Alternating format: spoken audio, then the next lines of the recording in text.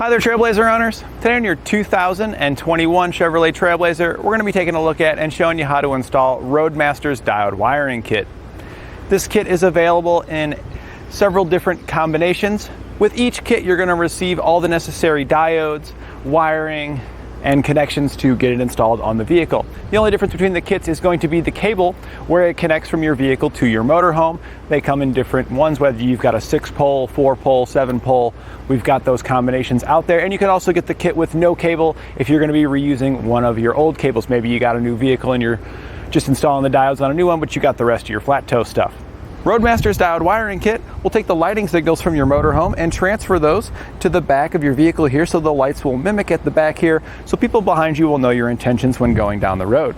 Currently got the flashers on in my motorhome, and we can see that they are mimicked completely here at the back of our vehicle. Your diode wiring is going to give you your turn signals, which is both your left and right turn, your brake lights, as well as your tail lamps. So you have all the necessary lighting to ensure that you stay DOT compliant and legal in all states. There's 5 main components you'll need when flat towing your vehicle behind your motorhome. You'll need your tow bar, which is the connection between your motorhome and your vehicle. You'll need your base plate, which is the connection point on your vehicle that your tow bar will attach to. You'll need your safety cables, which is a supplemental connection in addition to your tow bar. You'll also need your diode wiring, which will take the lighting signals from your motorhome and transfer them to the lights at the back of your vehicle so people will know your intentions when going down the road. And lastly, you'll need your supplemental braking system, which will apply the brakes in your vehicle when you hit them in your motorhome to help you come to a safe stop. Some additional components you'll want to consider is a high-low adapter. This is what we've got installed here, and this is only necessary if the height of your motorhome and your base plate differ more than 3 inches. We've got an 8-inch drop installed here in order to give us a difference of only 1.5 inches between the two, giving us a nice level tow bar here, because if the angle is too extreme, what will happen is every time that you take off, you will either pull up or down on the suspension on your vehicle, and that can prematurely wear out those components. By having it be completely flat like this, we're just pulling it straight, and we're not going to be affecting our suspension in any way. You will need to make sure that you got the additional pins so you can get these all attached. Another thing that you'll maybe want to consider is your safety cables. If they're coily cables, in most cases, you're usually will have the length that you'll need, but adding a high-low adapter does often make your straight cables not quite long enough, and we've got extensions here at each trailer if you were to need those as well to ensure your cables are long enough.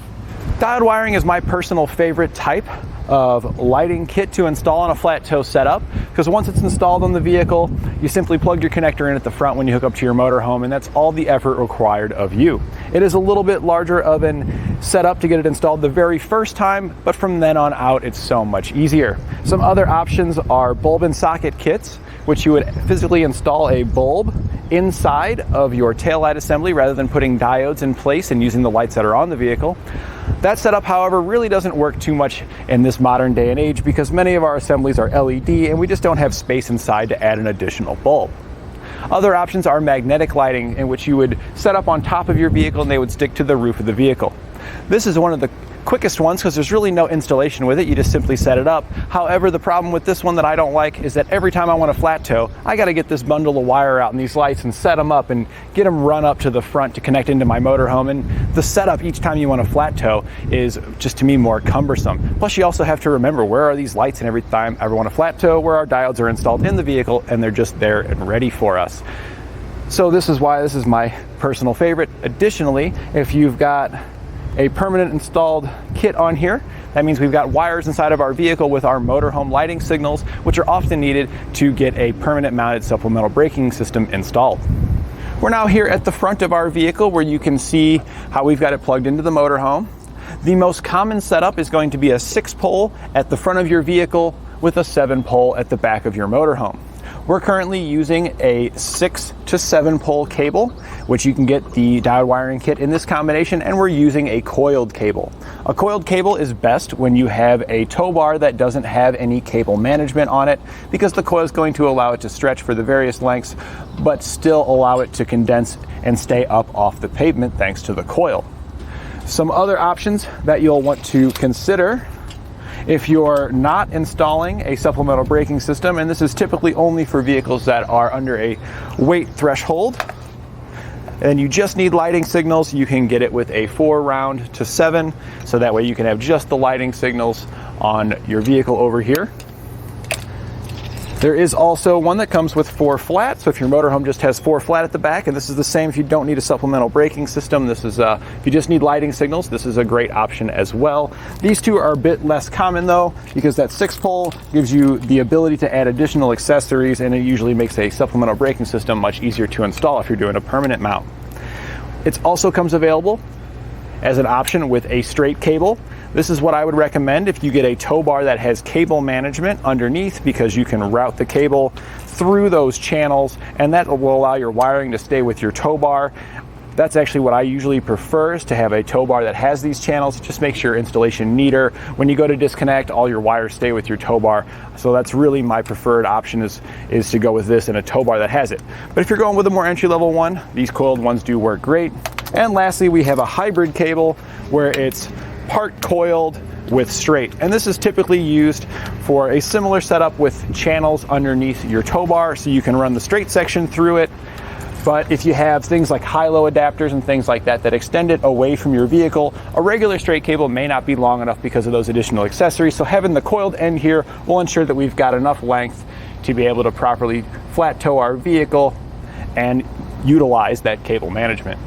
Before you begin your installation, the first step should be to determine whether or not your taillight assemblies are LED or incandescent.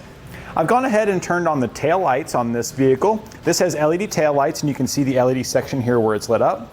And I went ahead and turned on the turn signal as well, just because the turn signal on this vehicle is an incandescent, and you can see what an incandescent looks like. We're not actually going to be using the amber portion in our diode wiring. We're going to be making the brake light function as the turn signal. But if we look up here at our brake light, that's a bunch of little LED bulbs. And you can see what incandescent looks like. It's just a single, actually replaceable bulb. And we'll pull that bulb out so you can get a better look when we're behind the taillight assembly. Once you've determined whether or not you have incandescent or LED lights, ours are the LED ones we're going to be working on today, you can determine what the appropriate kit is. If you're working with incandescent, you'll want to use Roadmaster's Smart Diode kit for incandescent bulbs. If it's LED like we're using here, you'll want to use the regular diode kit. Now that we've identified the correct kit for us, we're going to be using the standard diodes because of our LED bulbs. We're going to remove both the passenger and driver side taillight assemblies. To do that, we're going to take a flat-bladed screwdriver here and pop the caps off that cover up our fasteners. You can see there's a little notch there. You can stick your blade in, give it a little twist, and pop that out. We'll do the same back here with the other one. And then we'll use a T15 Torx to remove the 2 fasteners. And they are a bit recessed, so you have to get in there and kind of get them out of there.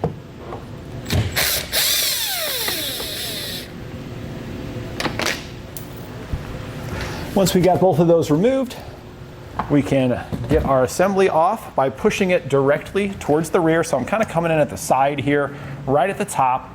I'm going to give it kind of a good little jarring push. We don't want to push it too far because our wires are only so long.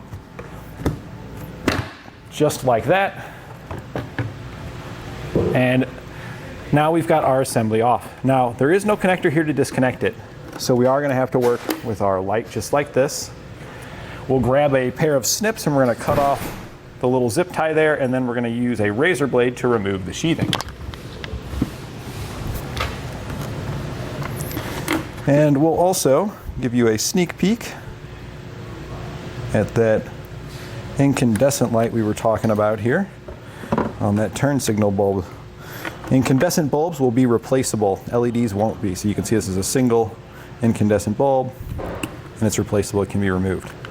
The LED ones here, if you have an LED, you're not going to find bulbs inside. You're going to find a module assembly like that. If you had incandescents, all the bulbs would be just like this one. LEDs often have a mix, but the main thing is that the circuits we need are LED. So we'll get these cut off here with our razor blade. We're just going to take our razor blade and we're just going to run it down it. Be careful not to cut your wiring when you're doing this. We just want to remove the sheathing so we can access the wires.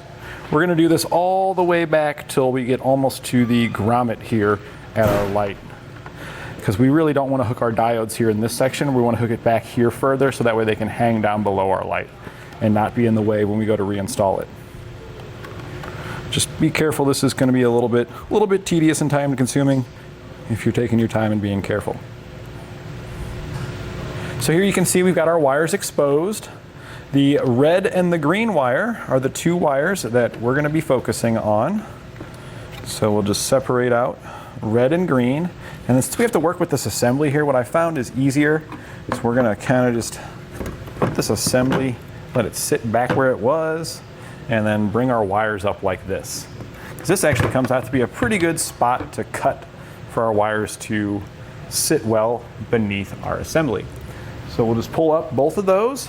We're going to cut both of these because the red wire is our stop circuit and the green wire is our tail light circuit, and we're going to be making the red wire also function as our turn signals when we're hooked up to our motorhome. So we're just going to snip both of those just like that. Then we'll take a pair of strips and we're going to strip them back.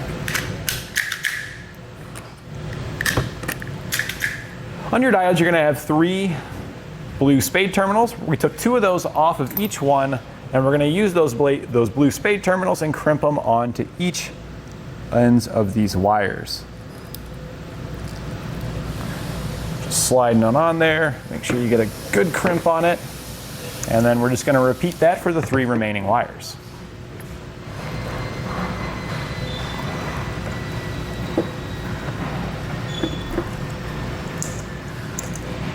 So now that we got all of our spade terminals attached, we need to get the wire that comes in our kit routed up behind these assemblies so we can get everything attached to those. We're going to be using a piece of airline tubing, but you could also use a metal coat hanger if you take it off. We're using it as a fish wire because this is a little bit more rigid, but it's flexible enough to where we can poke it down through here fairly easily and then pull it out the bottom. We can tape our wires to it and then use this to pull them back up because the wires are so flexible, it's really hard to get them to feed down or up. They just want to kind of bunch up in there. So something like this works out a lot better.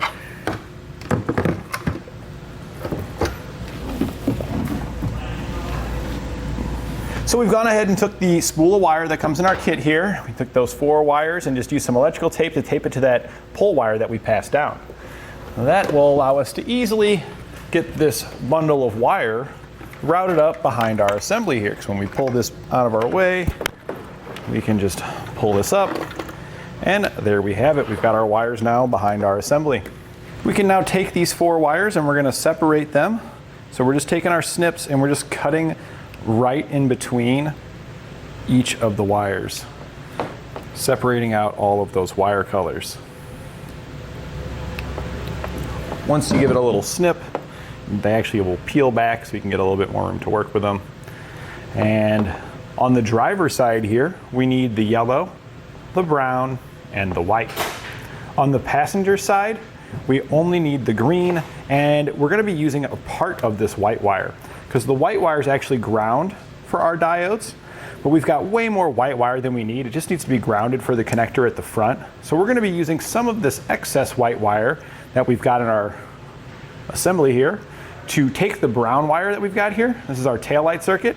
This needs to be present on both sides. So we'll use a small section of this white wire to jumper the brown circuit over to the passenger side. So since the green one has to go to the passenger side, we're going to peel back a pretty good little amount of it there. And then what I'll do is I'll come down here to our wires. We'll pull this back down just for a minute. We don't want to pull it all the way down. We just want to get that green wire pulled out of there. So now we've got just these 3 wires here. We're going to strip now each one of those wires. Now that we've got each one stripped, we're going to take and put spade terminals on them. The yellow one is going to get one of the blue spade terminals off of your diodes. So we're just going to slide that on there and crimp it. And then on your diodes, you're going to have one that's different than all the rest. It's going to be a slightly larger yellow spade terminal. The reason why they give you one like that is because you have to jumper your taillight signal over to the passenger side. So we're going to take the white and the brown wire here, because the white is going to be our jumper. We're We're going to twist these two wires together here. They're going to cooperate. And once we get them twisted together, we will use the yellow spade terminal, because it has a larger diameter opening in it, to allow it to accommodate two wires. And we'll crimp that onto there.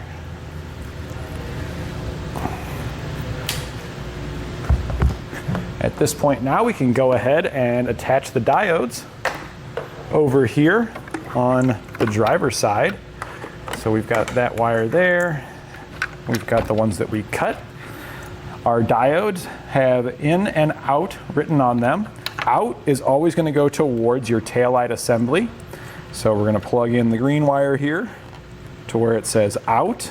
And then we're going to take the green wire on the other end here on the vehicle side, and that's going to plug in to one of the two in slots. Right, I'm going to go ahead and grab our other diode. We're going to do the same thing. So taillight side on the red wire is our out.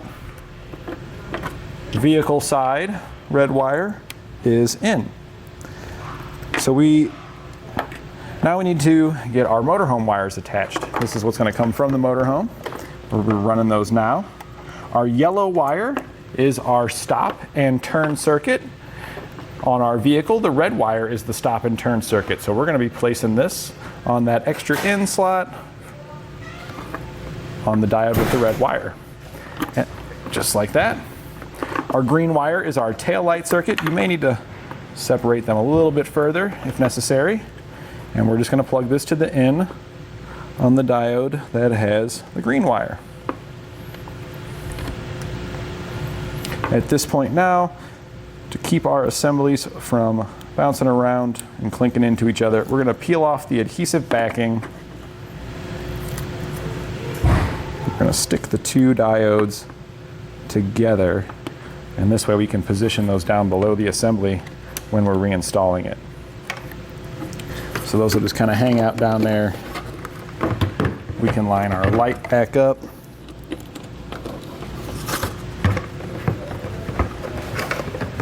You got a few little tangs and tabs you got to line up, and then just give it a little bit of a push and it'll snap into place there. We'll now take the green wire, we're going to route that across to the passenger side, and we're going to be using a section of that white wire. So what I like to do to determine how much of that white wire we're going to grab the green wire here, and we're just going to stretch this green wire over towards the passenger side. It needs to go all the way across, and it needs to come up behind the taillight assembly to where we can connect it to our diode. So we're just kind of mocking it up here real quick. And this looks like this should be plenty of length to route over and route up to connect to our assemblies. So to determine how much white wire we want to use, we're actually just going to take the green wire here, we're going to fold it back down along our wire harness and just follow this green wire down until the green wire stops, which looks to be right about here. We're going to now cut just the white wire, cutting this one in half. Once you get that cut there, you typically can peel back the white. If you can't peel it back, that's okay. You can just do like we did previously and go between the wires and just give it a little tiny snip. That'll start it for you. Peel it back. We don't need to peel back a bunch, just a little bit. But now we know that we need the white wire that's going towards our taillight assembly here. So let's just straighten this back out. This is what's going towards the taillight assembly. We're going to peel this all the way back till we hit our green wire right here. And then we're going to route just these two wires across to the other side. The white wire that's still remaining here, you can just leave it pulled back right about this far. This is going to be attached to the bottom of the frame at some point, but we can do that at a later step. Right now we're going to route these over to the other side and get those behind the taillight assemblies. We're going to be using the fish wire pull technique to get those up, just like we did on the driver's side here. We're now on the passenger side. Of course, you got to remove the taillight assembly over here. The green and white wire, we routed over, and then we use that fish wire trick that we showed you on the driver's side to get it pulled up here. After doing so, we stripped back the green and the white wire. Those got blue spade terminals. And our taillight assembly here is the same colored wires behind it, the green and the red. So of course we cut those and we put blue spade terminals on all of those. The out goes towards our taillight assembly, same thing on this side. The in is going to be the wires from the vehicle as well as the ones we ran. The red circuit is our stop turn, so the green wire is going to plug into that diode because that's the passenger side stop turn circuit. And this white wire here is our jumper for our taillights from the driver's side over there, which is going to be the green circuit on the vehicle.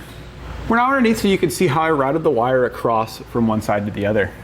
Here's our wires that came down from our driver's side taillight assembly. We stay on the other side of our piece of our frame where it hangs down here. So we want to avoid anything excessively hot like our exhaust and any moving components like our suspension whenever we're routing our wires. If you can find factory wires, that's usually the best way to go, is just follow those factory wires.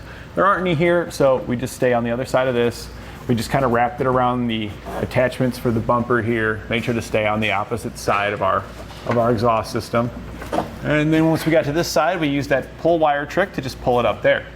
Now that we've got all of our connections made, we're going to go ahead and continue routing this wire up to the front of the vehicle. Since we're going to be installing a supplemental braking system that needs to tap into our diodes, we're going to route it up into our engine compartment. This is where I recommend most people do, just in case you don't know what kind of braking system you've got. You know that the wires will be in the engine compartment. If you need to tap to them, you can, because not all the braking systems require that. So I'm going to route it now, and then I'll show you the path I took to get it there. Also keep in mind, we got this little white wire here, so you're going to be routing yours along with us. We're going to be connecting this to ground underneath the vehicle here at some point, so don't forget about that guy. So here we are underneath. We're going to show you the path we took to get our wire forward. We did first take the rest of our wires here that we're routing forward. I did go around one of the wire harnesses here in the back. That helps keep it up away from our exhaust here. From there, we just follow along the frame, up over our suspension, and zip tie it to the factory wiring harness here.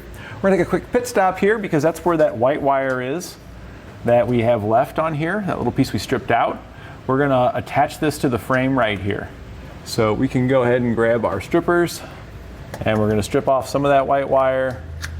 And then in your kit, you're going to have a small ring terminal. That's what we're going to attach to it this time. No spade terminals down here, ring terminals. So just twist our wire, grab our crimpers, and it's a little tiny ring terminal because we just need to get a ground signal. It can properly send our lighting signals from our motorhome. We'll just slide our wire into our small ring terminal, and then we'll crimp it down, and then we can attach it to the frame up there using the provided self-tapping screw. We're just going to slide that through. We'll use an 8mm socket to run the self-tapping screw in. And we're just going to go right here to the bottom of the frame and run it right into there.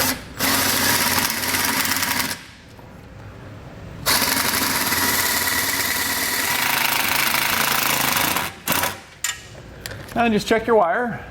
Make sure it's in there snug. You don't want it to be able to twist still. So now that we've got our ground wire connected here, we can just continue on our routing. From the zip tie, we go around our fuel tank. We do go above the lines there.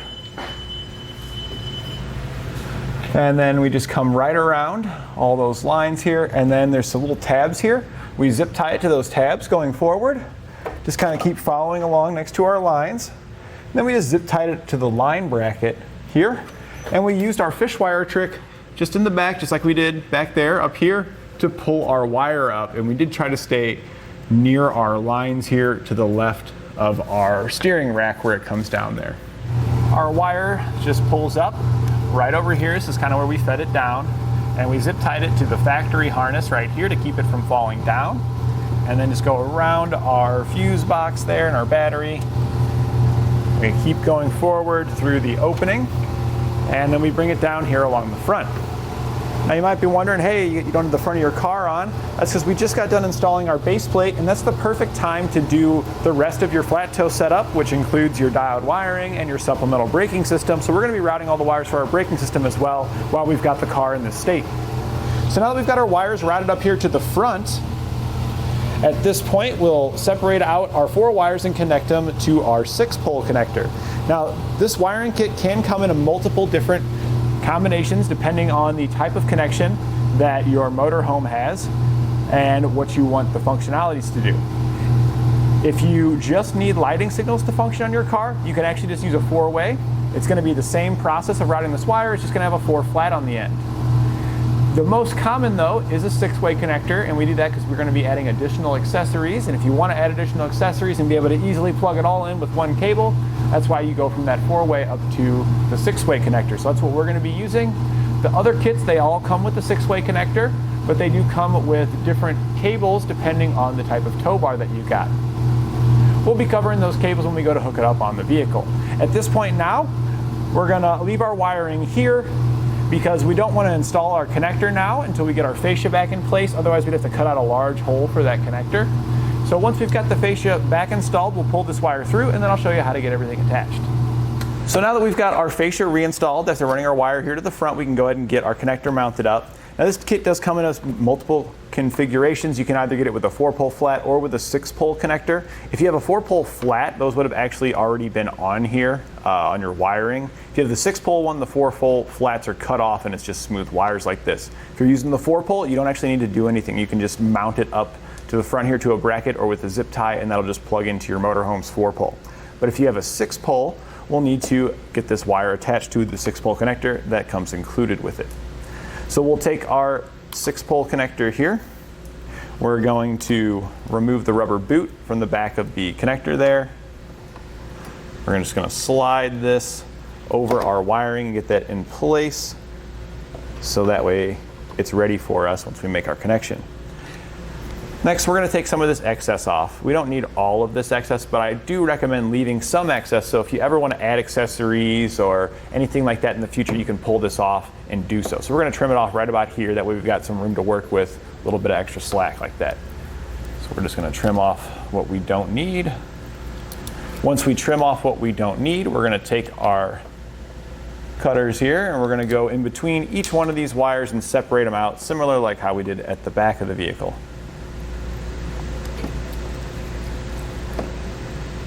After each one of these has been separated, we'll strip them and we can start installing them into our connector.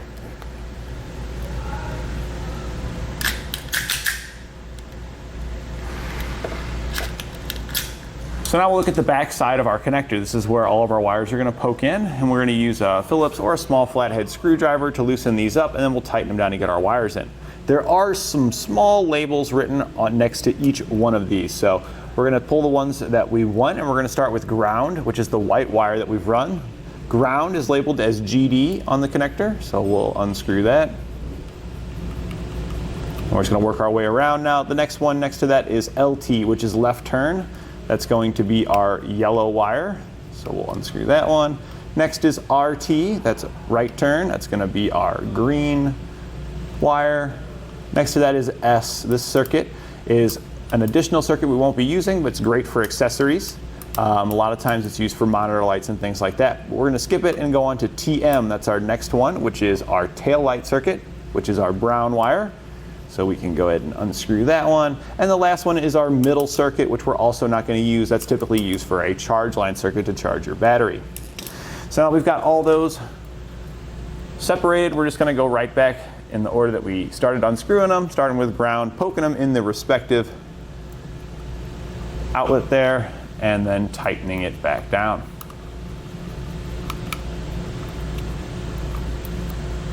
When you're poking these in there, make sure you do get all the strands in there. Any loose strands could potentially short to another circuit and cause malfunctions or unexpected operation of your lights. Once we've got our last circuit in there, before we slide our dust boot on and get this mounted onto our base plate, we want to take a couple precautions to help ensure that all the hard work that we've done today isn't going to get ruined by Mother Nature.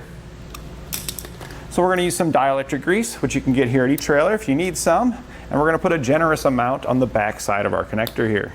This is going to help seal out dirt, debris, and moisture keeping out corrosion that we don't want present, so we don't have to come back in here unless we're going to be adding some accessories or doing something that we want to do on our terms. We can then slide our protector, dust boot there, right over all of that. And then I like to use some electrical tape on each ends of that to help keep that dust boot in place and further seal in that dielectric grease. We're going to do this on both sides of our dust boot, and then we can get it mounted up.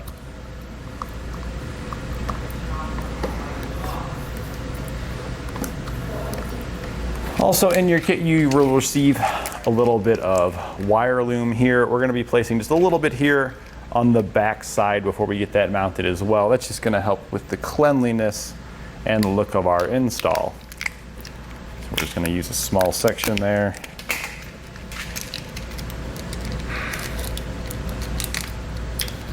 Slide that into place, and we'll use a little bit more of electrical tape there to keep that in place as well. We can then just take our connector, insert it into position, use the self-tapping screws that came provided with our base plate, and get those mounted up. We are using a Roadmaster base plate today, and it's provided us with this nice mounting location and hardware. Some other manufacturers may not provide you with this location. If that's the case, you'll have to make your own bracket. We've got no drill brackets here at eTrailer that you can purchase to give you a way to get this mounted up. So now we've got all of our diodes fully installed with our connector in place and everything. We can go ahead and plug it into our motorhome and make sure it's working. I'm going to use my test box here, but at home you can go ahead and just use your motorhome. You want to make sure that you have your left turn signal, right turn signal, tail lamps, and brake lamps. And if all of your lighting signals are working properly, you're ready to place your vehicle into flat tow, hook up to your motorhome, and hit the road. And that completes our look at Roadmaster's diode wiring kit on our 2021 Chevrolet Trailblazer.